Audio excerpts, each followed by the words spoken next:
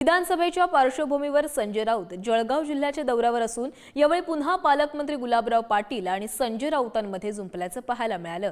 गुवाहाटीला गेलेल्या रेड्यांचा आम्ही वध करू असं संजय राऊत म्हणाले।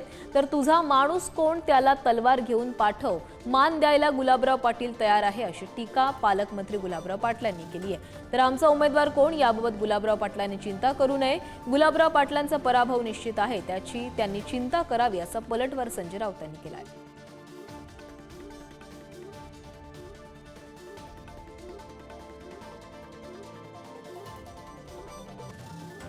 असं आहे की गुलाबराव पाटील जे इकडले आमदार आहेत, मंत्री आहेत,